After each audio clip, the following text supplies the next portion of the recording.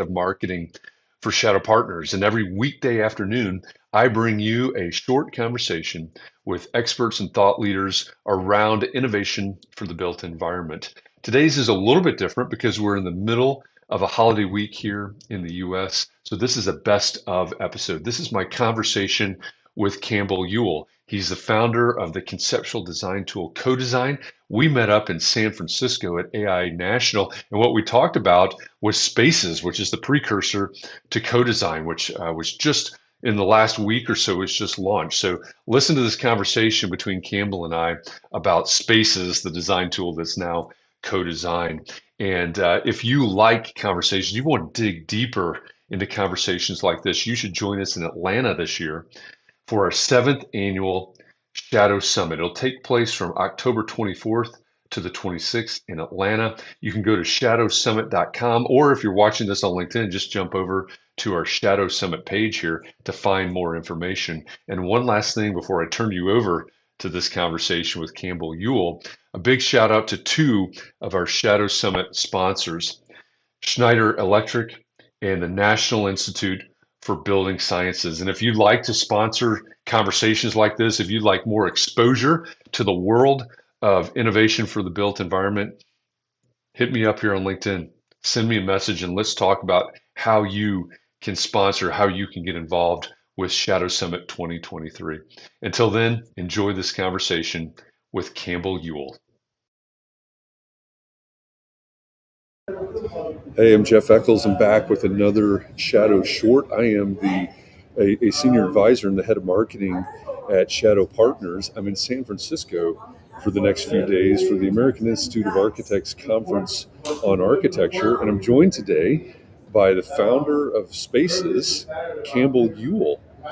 Spaces is going to have a booth here on the expo floor in San Francisco at AIA, and I thought, Campbell, today we could just take a couple of minutes to talk about Spaces and specifically about the speed of design, because that's something that as 14,000 architects show up for the show here in San Francisco, that's something that they're concerned about.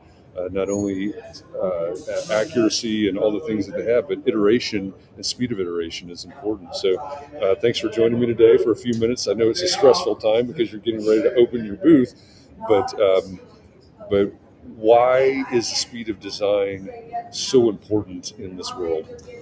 Oh, everything's about speed these days. It's kind of an unfortunate situation, and thanks, Jeff, for having me. It's great to be here in San Fran. It's the second AI conference for us, so we're really looking forward to this. We've had a lot more people know who we are, so we're really excited about people coming up to see us. But everyone's under pressure to deliver more for less these days, so speed of design is absolutely critical. And unfortunately, with a lot of the systems in the marketplace, they're quite difficult to use, slow to use, and so in many situations it's all about accepting the first outcome that feels to fit the brief, as opposed to actually having the luxury to explore multiple concepts to actually produce really good outcomes for clients and stakeholders and humanity in general. And so we've taken that approach ever since we launched Spaces 2.5 years ago. One of our original bylines was fast, fluid and flexible, all about speed. Being able to quickly look at a concept. Quite often you'll go down a dead-end street and you have to throw it away and start again. When you're using a high-powered BIM system, those sort of throwaways become quite costly and you become more and more reluctant to do them. But with our sketch-based app for iPad, you can explore these ideas wherever you are. You can be down at the cafe, you can be at the beach, you can be on a train, a plane, wherever. And even if you throw away a dozen concepts in an hour, we see that more as a learning process as opposed to a waste of time. You've explored things, you've discarded them, you've picked up the best pieces and run forward with those. Great design is all about being able to explore multiple outcomes quickly. And so we're working really heavily with that. We're really excited with where we've got Spaces too. Like I say, it's our second conference here, so we're going to be looking forward to actually seeing existing customers this year as well as prospective new customers. Everyone who came up to me last year in Chicago said, "Oh, we've never heard of you," which sounds offensive, but it wasn't, because we were brand new kids on the block at that stage. So it's really exciting. We've got some great plans coming back to the speed of design, we're really excited to be exploring ideas around AI within our app. We see AI as an extremely useful part to complement the iteration and the design process. Being able to quickly have some artificial intelligence images created to actually spur the thinking and the creative juices. It's not that we're using the AI to design for us. I'm a critical person when it comes to putting the humanity into design. The architect who is designing the building doesn't want a computer to do it for them. They're the person with the creative experience, the ideas, the connections and relationships with the earth and the stakeholders, and bringing together all of that experience. But being able to leverage AI to actually do some things in extremely short time periods. Again, it's all about ideation, create more, explore more, design more. I really identify that because my background is architecture. Spent 25 years in firms, and pre-AI, pre-generative design, or a lot of these tools. You bring up the trash paper or the sketch paper, whatever you call it, and it's all about iteration and speed. And get this idea on paper, and like you said, it may be a throwaway. Back then it was you sketch it out. Oh, that's a throwaway. You tear it off, you throw it away. And to me, as we moved into some of these tools, and not to call anybody out, but we know the tools that most people are using. I think you said cumbersome, and I think that's right. It's like all of a sudden everything slowed down, and each idea did seem more important, whether it was good or not. It seemed more important, more valuable, more costly, more expensive. So I love this idea of speed of design and having tools that maybe take me back to that sort of flexibility and the ability to iterate at that speed and I hate to say it this way, but value each one of these less until we get to the right solutions. Yeah, I mean, these bigger systems are an important part of the overall design workflow for documentation and construction purposes.